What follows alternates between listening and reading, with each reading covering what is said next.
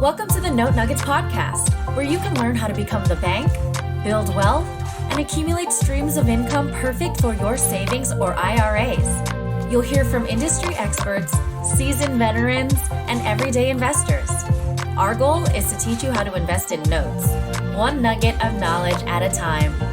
Here's your host, Kevin Galang.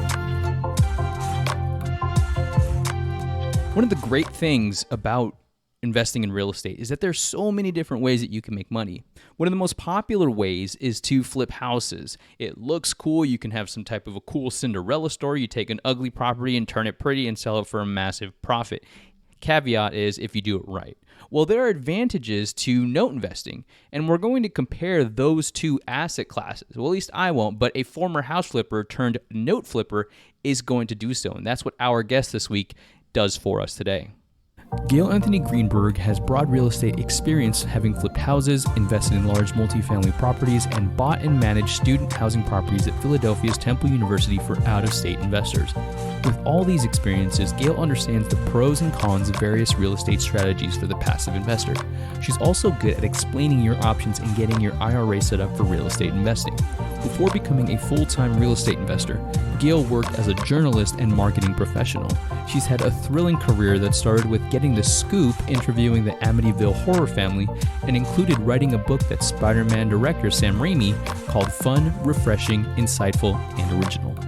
Gail has a passion for dogs, all other animals, travel, adventure, and growing wealth for investors and herself. Her goal is to be a philanthropist, and she loves that the note business is already letting her help and give to others. And if I understand correctly, with flipping houses, the versus note investing, the exit strategies for flipping are not that many. You can hold it, you can maybe sell or finance it, or you sell it for the flipping profit that you're trying to get. Yeah, and usually for someone who is in this without their own money, if you're borrowing from a hard money lender, God help you, you don't have an option of holding it or renting it or, selling it with seller financing. You're probably paying 12% on the money, and it was a short-term loan and they want it back. So it's a lot of stress. I guess some people love it. The other thing is too that, with like, if you think now beyond just what kind of real estate are we doing to what are our financial goals or what are our investing goals? Like, everybody thinks in terms of like, wow, it's so great to flip. You get these big chunks of money, hopefully. But then like, what do you do with the money? Like, if your goal is to have cash flow over a long period of time, like flipping houses is not going to do. It's very episodic, and it's, you have chunks of money, but you still have to figure out what to do, how to invest them to get the cash flow that you want. So notes give you the cash flow that you want. And notes are kind of a hybrid in a way to me as an investment. It's between a rental where you're getting monthly payments and having an upside too, because if you buy distressed notes, you normally pay about 50% of the unpaid balance for the note. So a $50,000 note, unpaid balance, would cost about $25,000. Hopefully you get the borrower to start paying again, so you start getting cash flow.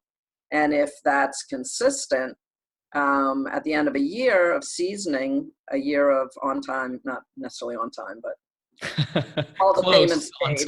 Yeah. 12 payments in a year or 11 payments in a year. You can resell that asset that you paid 50% of the UPB for the unpaid balance. You can sell it for 80%. So there's like a few different types of income. Generally speaking, if someone has missed payments and they've got arrears, which are it's the balance of the unpaid payments plus the interest payments, for them to have another chance, for us to give them another chance and to know that they're serious, we ask them to put some skin in the game. So if they've got arrears of, $3,000 or more, we will try to get them to put in like $1,000 up front. So you're getting $1,000, then you're getting a year of cash flow payments, and then you're selling a note that you bought at 50% of value for 80% of value. So if you put those three income sources together, you can basically almost double your money in a year. And that's happened. I love that. Yeah, it happens pretty often. On the alternative, if you end up the person either defaults right at the beginning, they never get back in the saddle, depending on your kind of situation with the loan, if it's the type of loan where the borrower doesn't own the house yet, the title stays with the lender. We call that a contract for deed. It's like an auto loan instead of a classic mortgage where the borrower has the deed right from the beginning. Like, you can end up with the house. Like, you can go through a fairly simple take-back process called a forfeiture in most states, and you can end up with the house. And now you're a flipper again. Your dream has come true. Now I can be on a TV show. Yeah.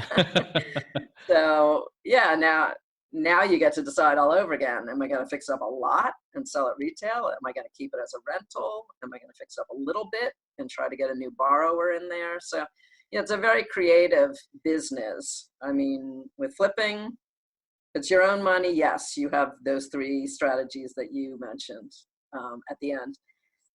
If not, you're really sunk if you can't sell it for what you thought at the beginning. So notes are endlessly flexible and creative. You heard it directly from a former house flipper, the exact advantages of investing in notes versus flipping houses. If you want more information about this episode, or you want to figure out how you can reach Gail Anthony Greenberg directly, check out the show notes, notenuggets.com/note-advantages. Thank you for tuning in to this week's episode of the Note Nuggets podcast. Be sure to subscribe to the show to get access to additional weekly value nuggets and get notified with episode updates. To subscribe, all you have to do is head over to subscribe.notenuggets.com.